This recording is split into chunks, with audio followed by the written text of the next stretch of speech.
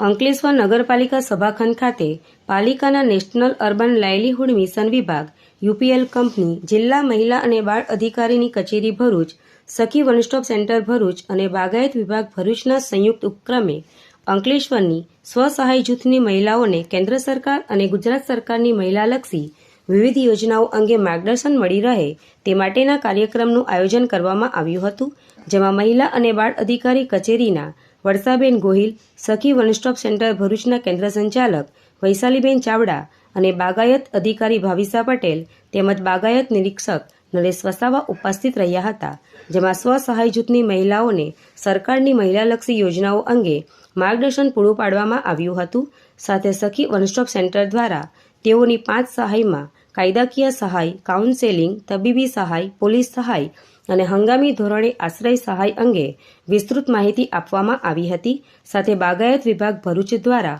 ઉપસ્થિત સ્વસહાય જૂથની મહિલાઓ પોતાના ઘર આંગણે પ્રાકૃતિક રીતે શાકભાજી ઉગાડી તેનો આહાર લઈ તંદુરસ્ત રહે તે માટે કિચન ગાર્ડન કીટ અને કોકોપીટનું વિતરણ કરવામાં આવ્યું હતું. આ પ્રસંગે મહિલા અને બાળ અધિકારીની કચેરીના કૃપાબેન ચૌધરી, સખી વન સ્ટોપના પેસ્ટ લીગલ એડવોકેટ મેહઝબીન કુંડા, નગરપાલિકા NULMના મેનેજર હિરલબેન પ્રજાપતિ, જાગૃતિ પટેલ અને તેજલ સોલંકી સહિત સ્વસહાય જૂથની મહિલાઓ ઉપસ્થિત રહી. મારું નામ ગોહિલ વર્ષા છે.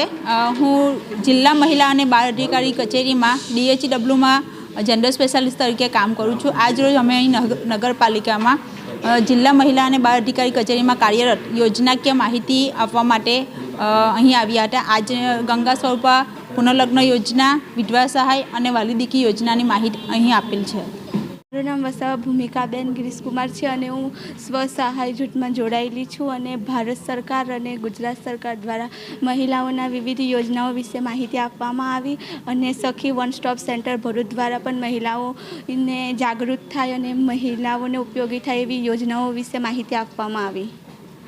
મારું નામ ચાવડા વૈશાલીબેન છે. હું કેન્દ્ર સંચાલક છું. સખી વન સ્ટોપ સેન્ટર મહિલા અને બાળ વિકાસ વિભાગની અંદર જે ચાલે છે તેમાં નગરપાલિકાની અંદર બહેનોને હિંસા જે થાય છે તેની વિસ્તારથી માહિતી આપી સખી વન સ્ટોપ સેન્ટરમાં 5 જાતની સહાય આપવામાં આવે છે.